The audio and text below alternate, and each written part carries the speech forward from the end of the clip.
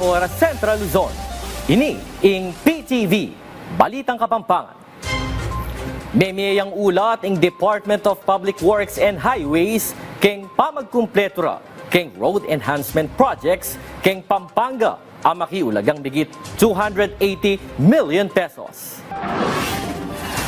Keng report na ning DPWH Central Luzon, sinabi ra kaya biyang proyekto ngay ni keng pamagpasamas kareng dalan keng balena ning Magalang at reng highways keng syudad San Fernando. Partikular na keti ing 2.48 kilometer segment na ning Manila North Road keng syudad San Fernando. Anti mo naman reng reblocking at asphalt overlay keng Jose Abad Santos Avenue keng Barangay Dolores at San Juan. Asa mas danala mo naman deng steel bridge keng Balen Magalang, Amiduruktong keng Barangay Turu at Barangay Balitukan at Nialiwa pa. At yula keng 500 overseas Filipino workers at deng karelang dependent sa iba't keng Lebanon deng apauli dana keng kekatang bangsa. Kambia iti ning voluntary repatriation program na ning gobyerno banong makayuli reng OFW ang masisipit keng tensyon karin. Agpang keng Department of Migrant Workers. Deng walong OFW may kayuli pamuan yang mila basaldo, may katanggap lakanong 75,000 pesos. Balang metong may nibat keng DMW Auction Fund.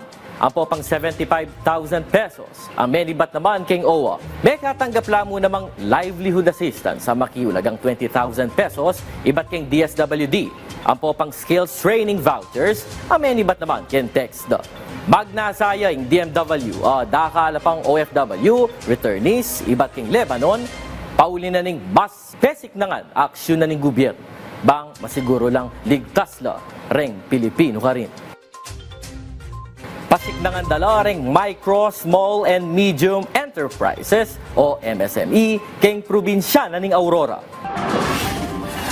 Inikanuing layon na ning segawarang workshop na ning Department of Science and Technology kapilan pa.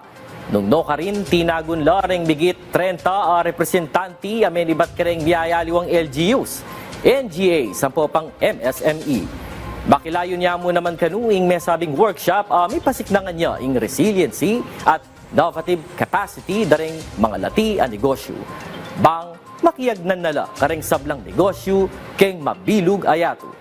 Tinago niya mo naman keng event ing Development Bank of the Philippines at Land Bank of the Philippines. Nung no ka rin, pisabyanda ing karelang loan capital initiatives o pautang kareng MSME.